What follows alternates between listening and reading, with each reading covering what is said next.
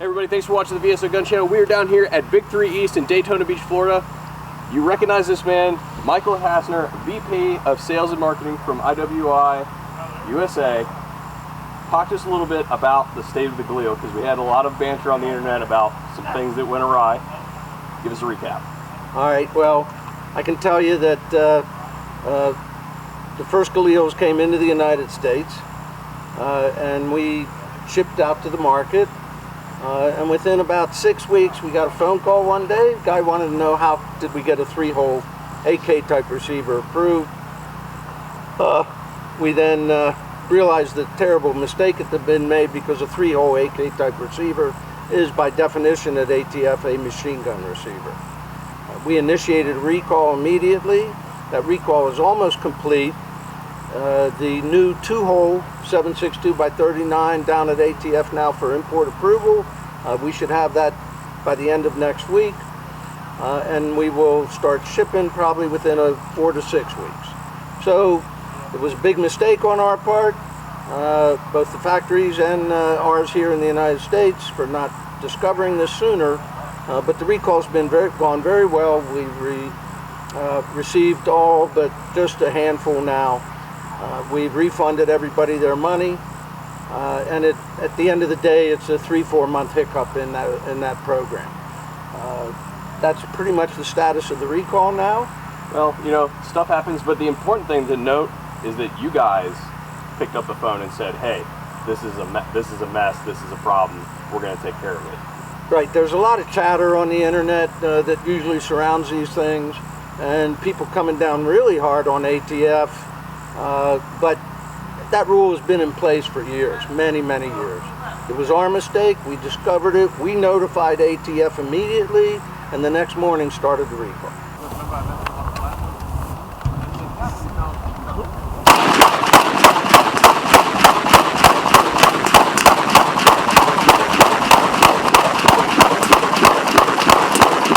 Now, that doesn't mean, just because the 7.62 by 39 is derailed, does not mean the rest of the Galil is having problems, because what do we got here? This is... What we got here, this is the Galil Ace in 308 or 7.62 NATO.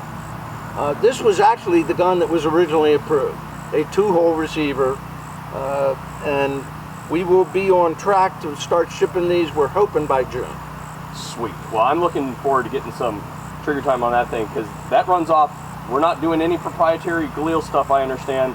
These are all standard magazines that you can get on the market. Like this one's SR25. SR25, it'll ship with a PMag, SR25 20-round mag.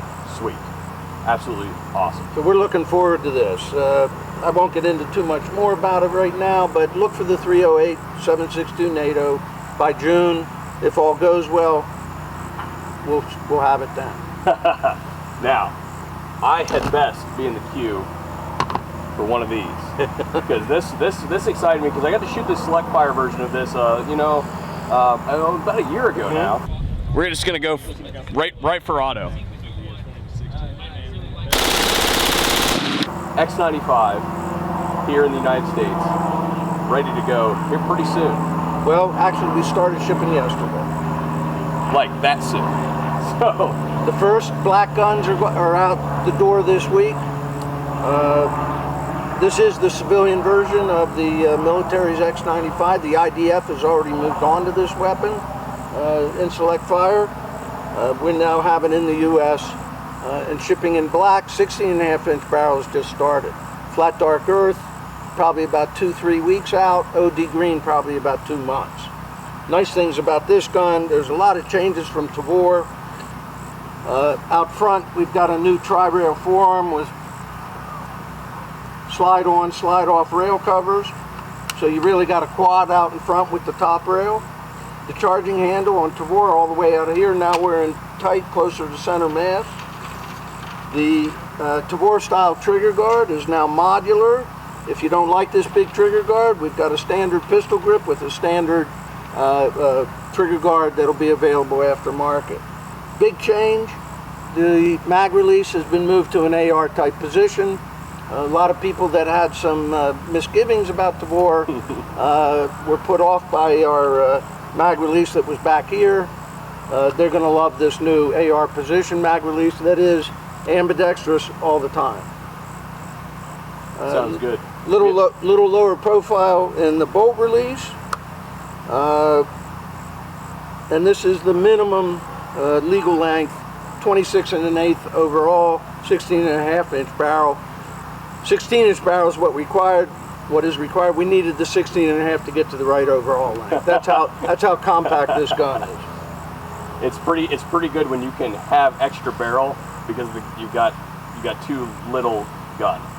Now, real quick, before we go to the range and start blowing through a bunch of ammo, conversion kits.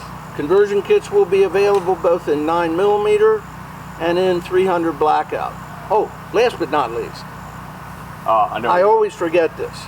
The biggest complaint about Tavor from day one was the trigger pull. It was a heavy military trigger pull, 10 to 12 pounds.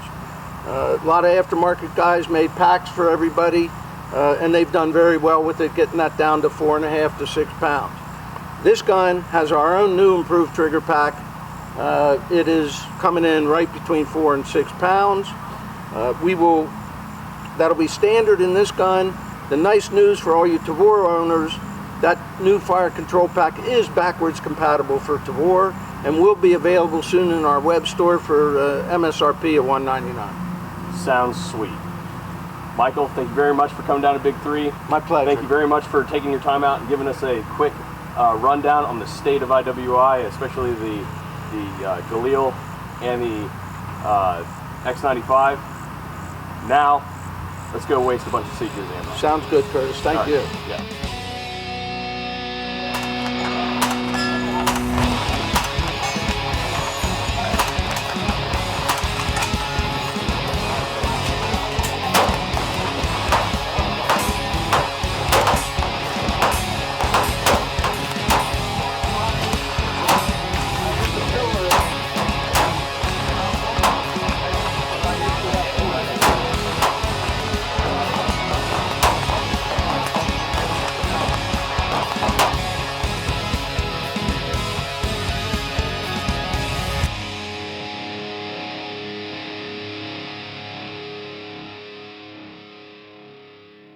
Yeah. Get to the chopper! Hang on. Ah!